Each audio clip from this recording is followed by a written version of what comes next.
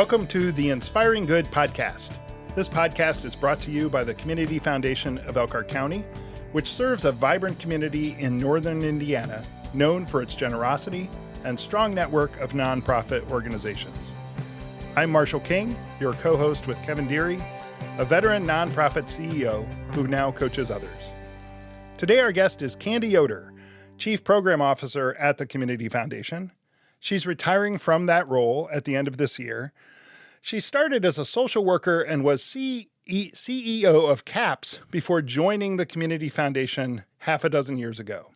We're here to talk with Candy about how she spent the last 40 years helping others and how she plans to do that after retirement.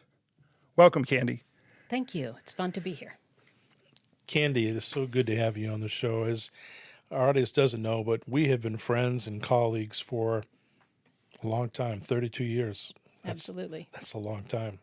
And it was a privilege to be a CEO at Boys and Girls Club while you were CEO of CAPS.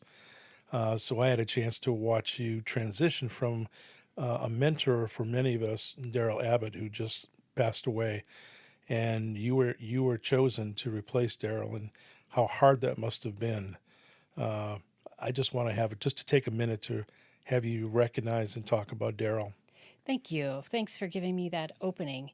Yeah, I worked for Darrell for 20 plus years, and I'll tell you, when I came to this community and found this child abuse prevention organization and began my journey there, Darrell had already been there 15 years. And I remember thinking, that's too long for any one person to be with any one organization. It can't be good for the person or the organization. But I was there for a long time, because what I learned from Darrell is that if you're passionate about the work and it's a strong organization, it doesn't feel like work, and life is good. And Darrell kind of set that tone for everybody who came around him. He brought child abuse to a level in Elkhart County of awareness and prevention, intervention. His programs at CAPS that you then took over and grew incredibly over your years and your span as CEO stand today have stood the test of time. We hope to eradicate child abuse someday, but you started simply with in your early days, early part of your career, you were doing foster home checks and licensing. Tell me how that all started for you when you were investigating child abuse and coming right out of college. That must have been really hard. Yeah. I'm going to come to my own story, but I want to go back to what you said about Darrell being the first child abuse prevention person here in Elkhart County, and indeed he was. There was a group of volunteers in the community who said, child abuse is a problem here and we can do something about it. And Darrell was working at the Department of Child Services at the time as an investigator himself, and he knew that prevention was important. So he came out of doing the work of investigations to found this prevention organization. And that's what was attractive to me, because as you said, I did get my start doing investigations, licensing foster homes. In New Mexico, where I was working, we carried a case from the investigation through final placement, whether that was at home or in adoptive homes. And that was really hard work. You see people at their darkest times, and you see the saddest parts of our society, and it's hard work, and yet it's really important work. And I found that after my son was born, it became even more difficult for me to do that work, because as I would investigate the neglect or abuse of an infant, I couldn't help but see my own son in that face. So I began to burn out after about 7 years. And that's when we moved to this community. And I found this organization that did prevention. And I thought, wow, what an opportunity. I need to know more about that. When you were transitioning to CEO, that's a significant shift, because you're just not doing caseloads. You're not just supervising caseloads, but you now have a board of directors. You have to raise the money. You become the face of the organization. When you were transitioning, what were some of the biggest challenges in this new leadership role? Well, there were major challenges. You talk about it being a public-facing role, and it certainly is. And for someone who never wanted that, who never sought that, that was probably my biggest initial challenge. Now, I know there are personalities that love that, love being on stage and love being in the spotlight. Well, that wasn't me. So I had to get comfortable with that, with being in that space. Even it as the leader of the staff, I remember clearly one of the leadership books I read said, when you're the CEO, you need to sit at the head of the table. Well, I literally was not doing that in staff meetings because I didn't want to be in that seat as head of the table. And I realized that's the role I'm in. That's my responsibility. And so I had to get comfortable with that. I had to get comfortable with setting the tone, with setting the vision. And I learned to love that part of the work. Well, that is such a key point. There are so many new leaders that are coming on board as executive director, CEO. What other advice would you give these new CEOs that are now facing frontward, directing teams, directing a board, raising money? What other, you and I have a little bit have talked about this in the past, but there is things you wish you could tell yourself when you started. What are some of those nuggets? I think the most important thing is to learn from others. I remember my early days as CEO, and I was a member of the CEO Roundtable. You and I were colleagues. Mm-hmm. You were one of the mentors. You and Don Phillips and Paula Shively and others who had been in that seat for a while were there to give advice. And it became also a place of accountability where when I would share a challenge I was facing, the rest of you would challenge me. So what am I going to do? And the next time we met, you would ask, have you done that? So it became an accountability checkpoint. And I can't imagine a new leader without that kind of accountability and challenging space where you can wrestle with problems and wrestle with whatever the struggle is and get some good advice. So I think being open to learning from others is really important. Candy, you spoke at our annual celebration for the Community Foundation in October and gave the keynote address. It was a lovely, moving speech, but it was a chat with our community and thanking and affirming and naming some really important things. You talked about vision and collaboration and humility, but one of the things you mentioned is what you alluded to a little bit ago. You mentioned that the best prize is working hard at meaningful work. Talk a little bit more about that and how you discovered that and how that has kind of carried you throughout this long career. When you're working on something as important as children's safety, that's a driving point. And if the question becomes in your mind, are the children safe? And that was the question I had to ask as an investigator of abuse and neglect. And then in the programs where we were preventing abuse and neglect, that became the question too. Is the work we're doing keeping children safe? That's a very compelling question and very meaningful work to do. And I would say too that doing the prevention work gave us a chance to see parents who were changing the story for their families' generations to come, where families were breaking the cycle of abuse and neglect, and that is so promising. That is so fulfilling. And when we'd have parents say things like, I remember cowering from my parent when I was a child, and I was determined not to repeat that with my own children, and to be a part of that story, even though it might take hard work to build those relationships where that happens, it's so worth it. And the payoff, knowing that kids are safe, is so worth it. Doing that kind of work means you don't work a day in your life. Right. Well, that's beautifully said. Talking about your keynote, you had talked about being a vision keeper for all these years, continuing the vision that Darrell had, shaping it to meet the times, because times and laws have changed, families have changed, structures have changed. But early on, CAPS was the leader of pulling leaders of other organizations, whether it's schools or churches or nonprofits together.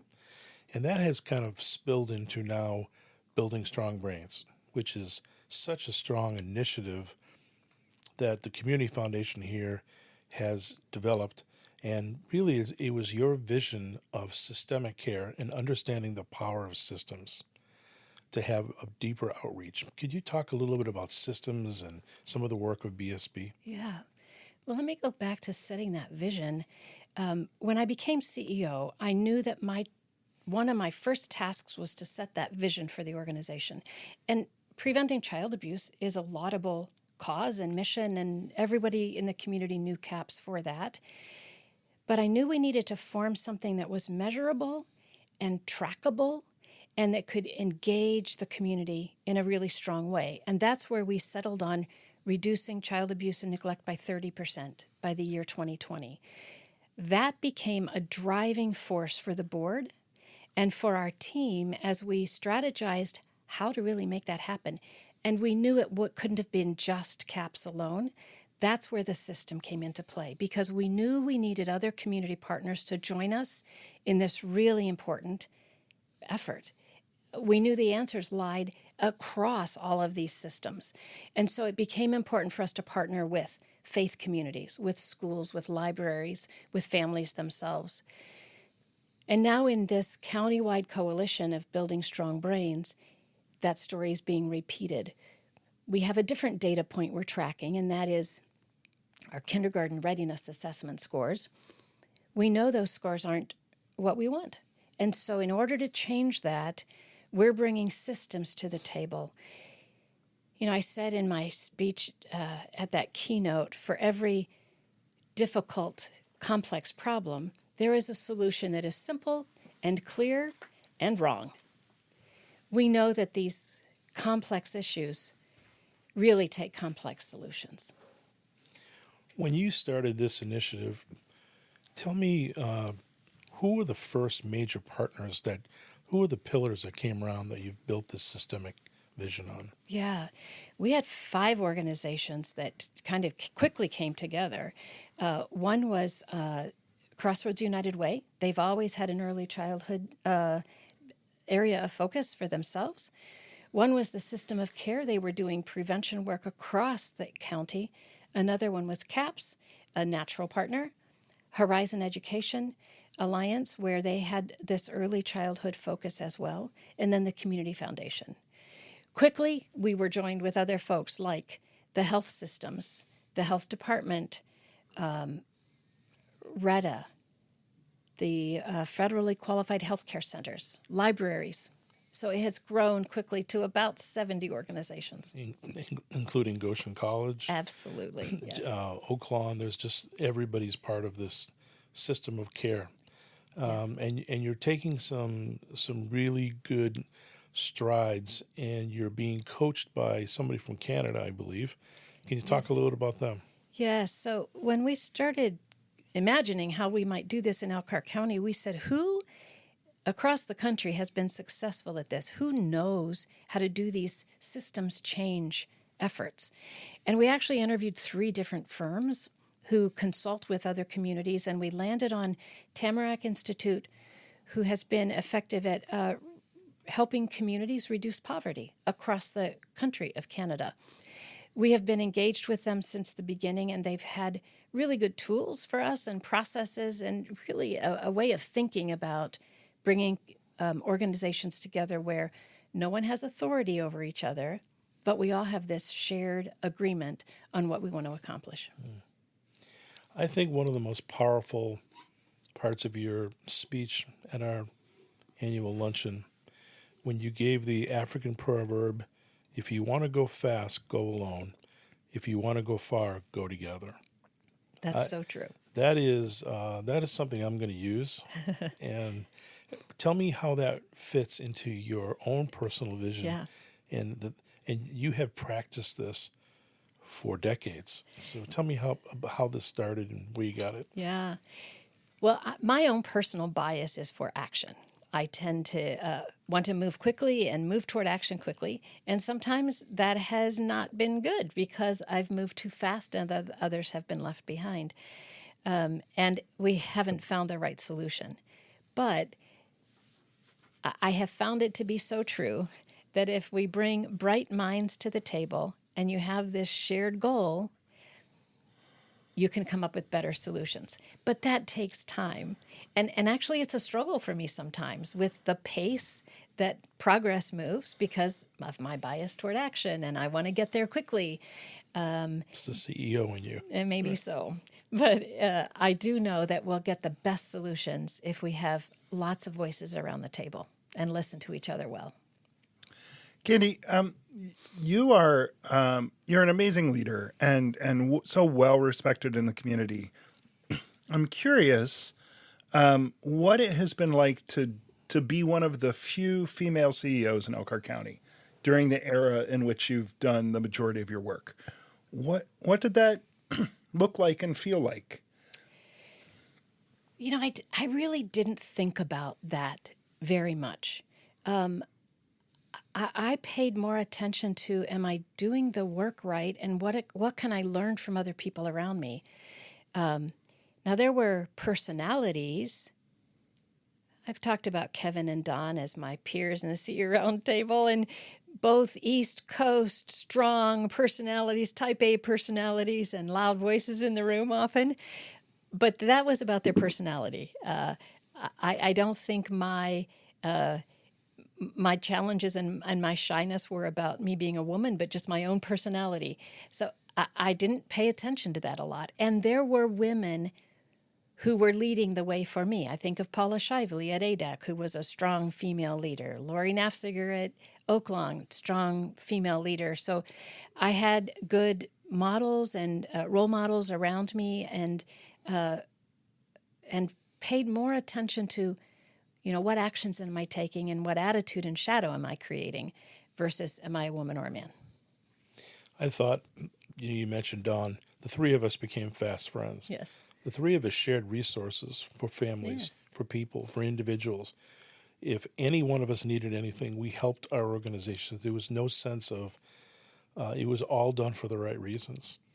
I am sure that every time that Dawn and I work with you, we saw humility and class and a level of intelligence and teamwork that guys like Dawn and I weren't used to. I'm not sure what we gave to you other than grief, but we loved working with you and with your leadership team and with your board. And quickly, Basher Caps and Boys and Girls Club became probably the three conveners of ideas and being able to combine resources for the good of families, and none of us looking for credit. Just it was the right thing to do, no matter what time we called each other. Yeah, and I think we recognized that our single organization couldn't be successful without the other two organizations being strong. We all three of us had county-wide influence, served families across the county and beyond, and we each had our own niche. And if we shared our resources, we were better together. I know we shared training. I remember the time where I had folks who were moving into leadership, mid-level leadership, and I was looking for training, and Don Phillips said, I have this training. Send them to me. We'll do it together. And that's exactly the way we did work together. And I think that's a unique thing about this community, is the way we can lean on each other and share with each other. And it's not a competition with each other. It's about partnering together to get our goals all met. And I think one of the areas that I'm most proud of is you look at Rebecca Shetler-Fast, who's now CAP CEO, and Tammy Hicks, Boys and Girls Club, and Sean McCrindle at Basher. Those three have kept that trust, friendship, and impact on the community, as you and I and Dawn had originally did. And to see those leaders now, when we sit back and see the quality of the people that are coming into leadership of big-size organizations, their grasp of technology, their grasp of seeing past themselves at their young ages. Really, they're really just getting going. They've had other careers, but now they're jumped into this career, and all three of them are excelling. Yes. And how fortunate that makes us feel to see such level of leadership. And we hope that this continues to the next level, to the next level, to the next person. Well, I do see each of them pouring into their own leadership and also partnering well with others in the community to, again, accomplish more together. And as I said, I think that's what makes Elkhart County unique. I hear from others who work across counties how unique this collaborative spirit is, and I hope we never lose that. It's magical. So now that I've built you up, and you know how I feel about you, now I got to ask you a tough leadership question. Every leader has blind spots. So as you were growing into this leader you became, where were your blind spots? Yeah, well, first of all, I have to say that it took me a long time to recognize that I really did have blind spots. I think I used to think that blind spots were just I hadn't read enough. I didn't know enough, but there literally are there are things we cannot know about ourselves. And it took me late in my career to understand that. And part of blind spots for me is how I naturally react to people, especially to the way people work that maybe are different than my style. And sometimes I don't make enough space for those folks. And the way I think that I'm leading them is actually harming the relationship or harming the work. And it took a long time for me through failings, I guess, to learn that. And it took people being willing to give me feedback in an honest way to help me see it. No, I think that is so important. Every leader has blind spots. Yeah. There isn't anybody who doesn't. For me, it was learning how to truly listen, not only with my ears, but also with my heart. Mm-hmm. To really listen to my staff, to listen to our families, mm-hmm. to listen to board members and donors, to listen to the community, to listen to our comrades that worked so closely with us, including schools, churches, CAPS, Basher, and so many others, that we were to really listen and to take in when we make a decision, what's the impact on people. Right. And especially if we're driven hard to success and we're working a plan and somebody gives us feedback that derails that plan and we're really driven to achieve, we have to have the humility to step back and say, maybe there is a better way, and maybe I can do this in a different way. I could have used that African proverb after my first 5 years. Yeah. Oh, me too. Because I was running fast, running hard. So mm-hmm. That's such a good point about listening to others.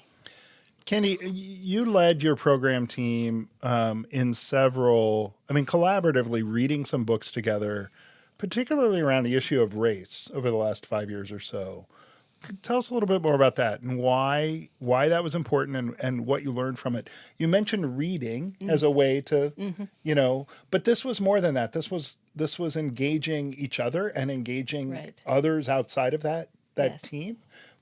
I'm curious. Tell us. Yes. So it was after the George Floyd murder, and there was this national conversation about race and racism, and we began to ask ourselves, how has the system we were raised in impacted us and impacted, therefore, the grant-making work we're doing? That's really what drove this question for us. Are we building things in our own processes that perpetuate this dynamic? And so we said, let's read some books together and talk about them. And I think there were 5 books or so that we read, and we would just take turns facilitating discussion around a chapter and began to really uncover what did we learn from the communities we were raised in, the families we were raised in, the relationships we had and we saw our families have. And in my case, I didn't have anyone in my life for the first probably 12 years of my life that were not white. And I wasn't exposed to, I didn't have the opportunity to have relationships with other people. And so the only thing I knew, I absorbed from the society around me.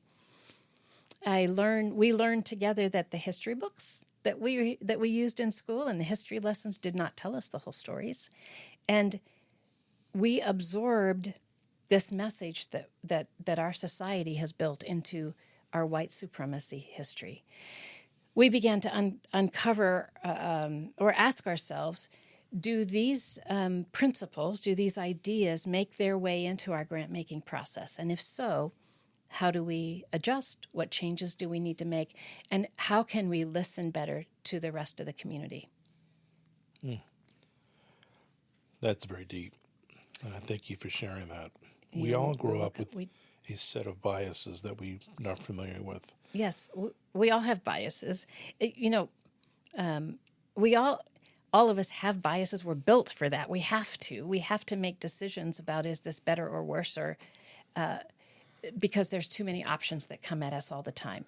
And we're blind often to those choices and those preferences that we have, unless we step back and really piece apart what's behind the assumptions that we make.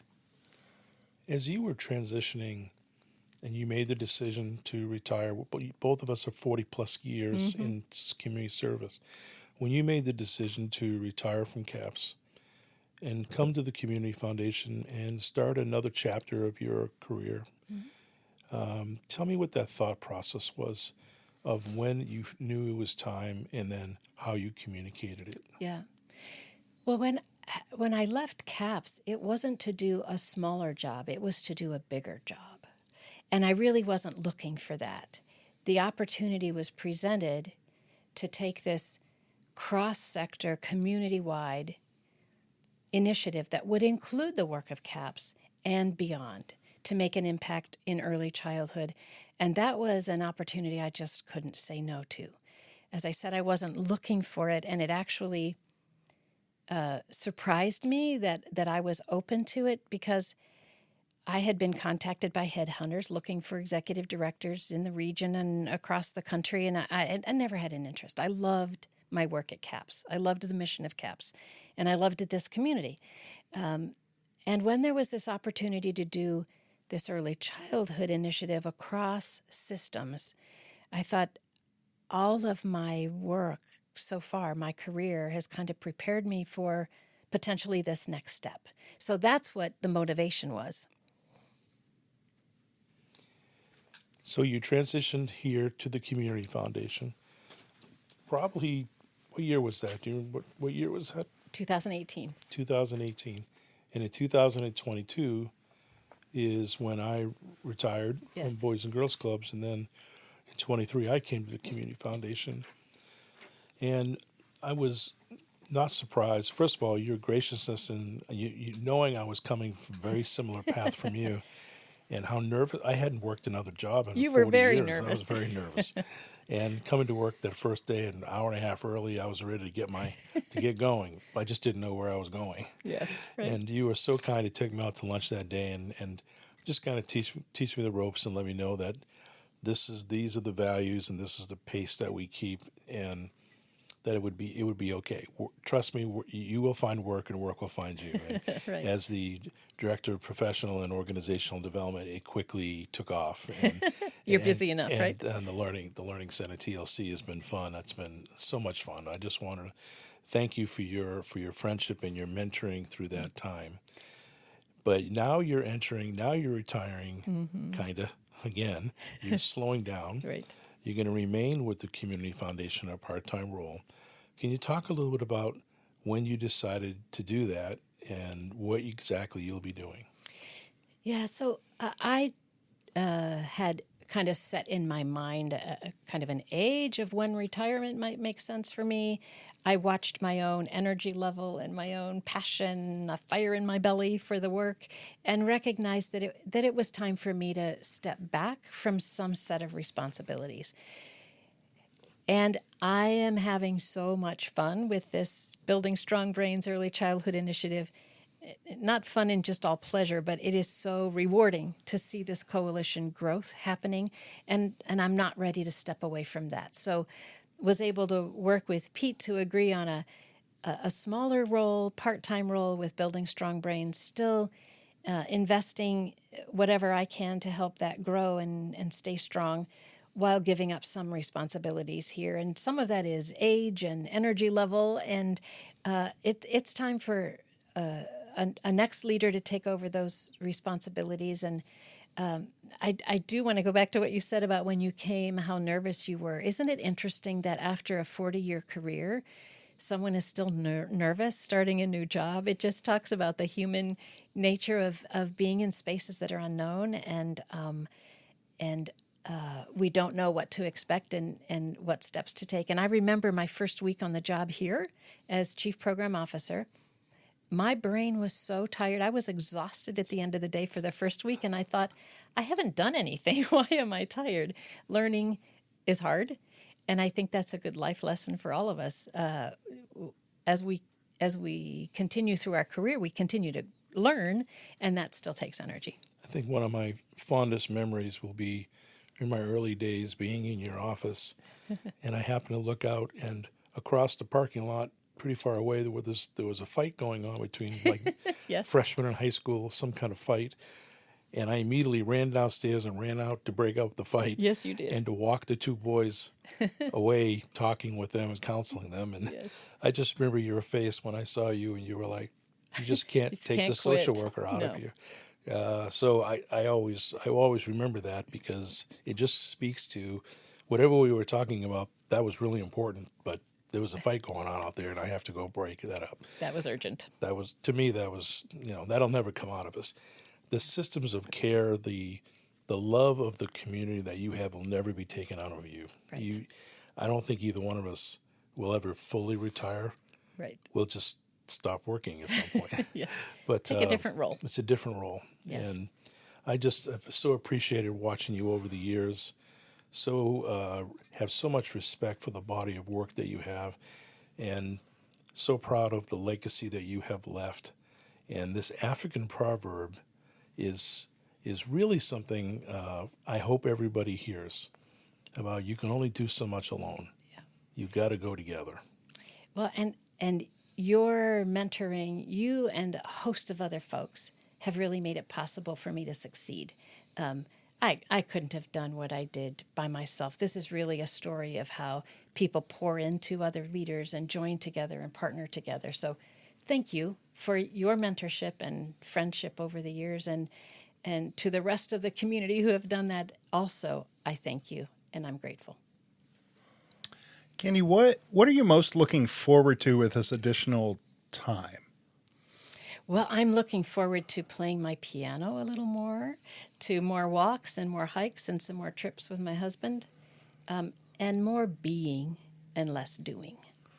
That's great. What do you hope this community looks like in 10 years related to this work that you've done over your career and that you'll continue to do in many ways, even after you step back from this program role? I hope this community, and by that I mean faith community, business community, elected officials, all nonprofits, recognize the incredible importance of what early childhood looks like for Elkhart County. And I hope that we are the best place to raise a family. Last question. What gives you hope? There are two things that give me hope. One is the resiliency of the human spirit. I've seen it in children who were so harmed get back up and move on to make life good. I've seen it in parents who have been so burdened by their own trauma, who work really hard to make sure that doesn't get repeated in their own children. The human resiliency, and I've seen it in leaders who try hard and keep trying because they know it's worthwhile. So human resiliency and the way we work together. Those two things give me hope. Thank you. Even in those closing words, you continue to teach us, and I know that won't stop. But thank you so much for your service to make this county better and all of us better. We're deeply grateful, and thanks for joining us today. Thank you so much. It was fun to reflect on this, and I'm grateful to share my story. This show is a production of the Community Foundation of Elkhart County. It is powered by equipment from Sweetwater and recorded at the Community Foundation's offices in Elkhart's River District. Editing is done by the award-winning communication students at Goshen College, home of one of the best college radio stations in the nation. Listen to Globe Radio at 91.1 FM. Music is provided by Sensational Sounds. Learn more about the Community Foundation of Elkhart County at inspiringgood.org. You can follow us on Facebook, Instagram, and LinkedIn. Thanks for listening. We hope you're inspired and inspire good in your community.